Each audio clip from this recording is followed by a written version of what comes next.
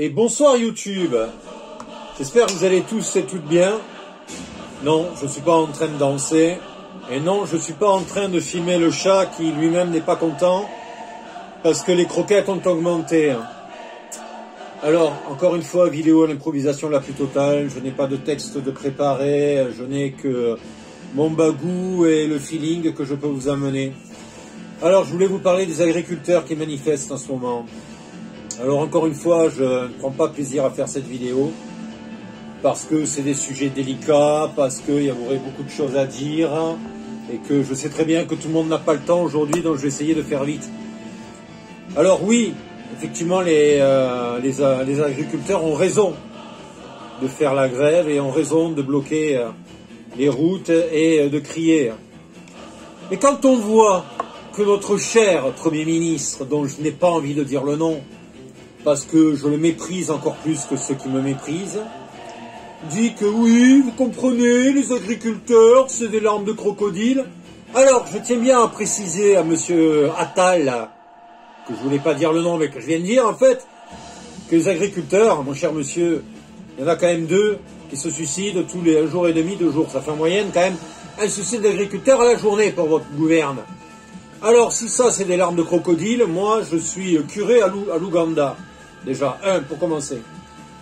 2, pendant que les taxis, les agriculteurs, les motards qui se sont joints à un mouvement, et je pense que nous autres gilets jaunes, on va aussi retourner sur le terrain, et moi peut-être même, samedi, on va aller gonfler les rangs. Pendant ce temps-là, que fait notre cher président? Il se casse en Inde, voilà, aller distribuer des belles paroles à des personnes plus nécessiteuses que nous. Parce que vous savez très bien que c'est plus facile de balayer au fin fond du monde que devant son paillasson. Bref, c'est pas le sujet. Alors, si un jour on vous demande la définition du mot mépris, et vous savez ce que c'est en fait. Ces gens-là nous méprisent à un point dont vous imaginez même pas. Enfin, vous avez déjà à peu près idée, quoi, de ce que disent les médias, on va dire, secondaires. Voilà, pas les médias des grandes lignes, bien que certains se soient un peu pliés au jeu de la révolte. Mais bon, ça, encore une fois, je ferai peut-être que j'en parle encore sur un autre truc.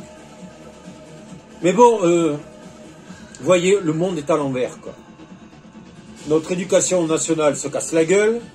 Les infirmières se sont cassées la gueule lamentablement, nos hôpitaux sont dans le rouge, la police a même manifesté, les pompiers se sont manifestés, les gens de toute classe sociale sont descendus dans la rue avec ou sans gilet, ça encore ça n'a pas d'importance, pour manifester. Nous, qu'est-ce qu'on nous a envoyé? On nous a envoyé des CRS, il y en a certains qui sont repartis chez eux, ils avaient perdu leurs bras, ils avaient perdu leur œil, et certains ont perdu le bien le plus précieux, c'est-à-dire leur vie. Donc mes amis, qu'est-ce que moi, pauvre petit youtubeur, je peux vous donner comme réponse et comme solution à ça? J'en ai pas. Et si j'avais une solution ultime, honnêtement, je vous l'offrirais. Mais j'en ai pas. Mais vous voyez ces gens-là, à quel point ils nous méprisent, à quel point ils ne comprennent pas les lois qu'ils pratiquent. Parce qu'en fait, ces lois-là, ils viennent même pas d'eux, ça vient de Bruxelles, tout ça, ça vient de l'Europe. Quand vous voyez que bientôt, il sera interdit de réparer les voitures de 15 ans, ça fait que moi j'ai une vieille voiture qui a plus de 15 ans, interdiction de la réparer, et que si j'ai un accident ou quoi, je vais au garage, on ne pourra pas la réparer et ma voiture sera foutue épave et je n'ai pas les moyens de me racheter une voiture. Et on est des millions comme ça. Si ça c'est pas du mépris, c'est quoi? Si ça c'est pas un je t'emmerde avec un costard cravate, c'est quoi? Quand vous voyez ces lois qui passent sur les animaux de compagnie qu'il faudra les déclarer, etc., etc. Quand vous voyez qu'on paye pour des poubelles alors qu'on sait très bien que tout finit dans le même registre à l'incinérateur et qu'on nous fait croire qu'il y a un tri sélectif à la base, alors que moi j'ai des amis qui travaillent là-dedans et qui me disent « Mais non Jérôme, tu sais très bien que c'est de la merde et que c'est faux ». Voilà, quand vous voyez ces messieurs les députés qui profitent que les agriculteurs sont en train de faire des manifestations pour s'augmenter je crois que c'est la nourriture ou les coupes de cheveux, bref, de 300 € de plus, vous voyez à quel point en fait ils nous font ça, mais avec le sourire, ces gens-là. À quel point ils nous méprisent, à quel point ils nous crachent à la gueule, à quel point on n'est rien pour eux, quoi, qu'on est sacrifiable, oubliable et remplaçable. bien plus vite que ce qu'on pourrait croire. Alors comment est-ce qu'on peut faire, nous, pour dompter un ennemi pareil sans tomber dans leur doctrine, sans utiliser les outils qu'eux utilisent, c'est-à-dire la violence, le mensonge, le cynisme et toute autre forme d'arme complètement négative. Je sais pas la solution, les amis. Si je l'aurais, encore une fois, je me répète, ça fait la deuxième fois, je vous la donnerai. Mais j'ai le cœur lourd, quoi. J'ai le cœur lourd et à part partir de ce pays, et pour aller où, encore une fois, je vois pas la solution. Partir loin de l'Union européenne, partir loin de cette fosse sceptique qui est notre gouvernement, quoi. Et voilà, et de ce mépris-là, mais j'ai pas de réponse à proprement vous parler.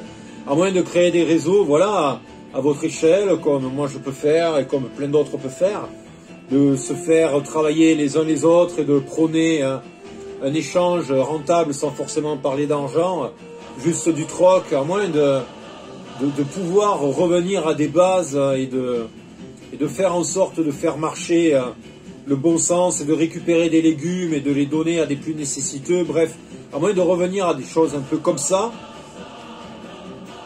Mais c'est sûr que si on essaye de vivre dans un cadre, j'ai envie de dire de normalité, bien que je n'aime pas ce mot, en ayant métro, boulot, dodo, aujourd'hui il n'y a rien de fait, il n'y a rien de fait pour nous, tout est fait pour les plus riches dans ce pays. Et on n'arrête pas de nous le prouver. Vous voyez, alors là je vais m'adresser aux millions de personnes qui ont souhaité la bonne année, je vais finir là-dessus, sur les Champs-Élysées avec tous vos smartphones, comme des couillons, mais la bonne année de quoi?